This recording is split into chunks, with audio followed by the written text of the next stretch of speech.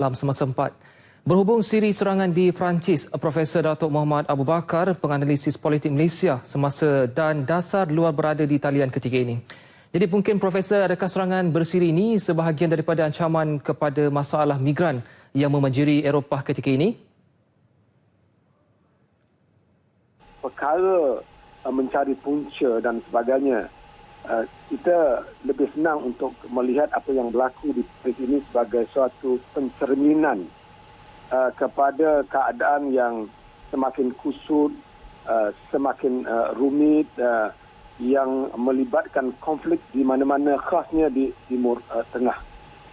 Artinya dalam keadaan Eropah, khasnya Perancis juga terlibat dalam menangani krisis di Timur Tengah dengan berpihak pada Barat khasnya, maka kekusutan dan kerumitan yang berlaku di Timur Tengah itu termasuk juga soal kebanjiran migran dan sebagainya, semacam sudah melebar luas, berpindah ke mana tempat dan sekarang ini berpindah ke Eropah.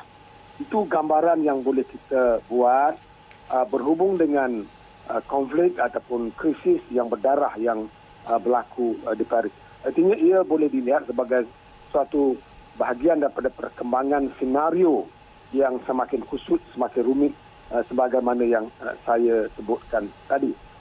Ia juga memperlihatkan bagaimana Eropah, khasnya Perancis yang telah terlibat menangani konflik dan juga melibatkan diri dalam peperangan di Timur Tengah ini semacam terherik sama ada sebagai pendukung kepada Barat untuk memerangi ISIS di Syria ataupun membendung ISIS di Iraq, tetapi juga menjadi suatu macam kawasan tadahan kepada pelarian daripada Syria dan Iraq, sekaligus menyebabkan Perancis menjadi sebahagian daripada medan yang semakin kusut, yang semakin rumit yang saya sebutkan tadi.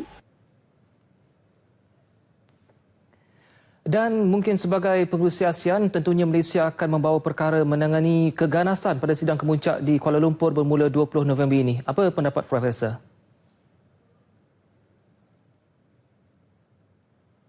Dilihat dan diperlihatkan oleh hampir semua negara, semua pihak, bukan saja oleh PBB, sebagai ancaman kepada kemanusiaan. Maka bukanlah sesuatu yang mengejutkan seandainya ASEAN juga terherik untuk mengemuka dan mengetengahkan pandangan-pandangan tertentu berhubung dengan rangka usaha menanganinya. Jadi kalau Malaysia sebagai pengerusi ASEAN menyuarakan sedemikian, itu adalah suatu perkembangan yang boleh dianggap logik dan munasabah. Terima kasih Profesor.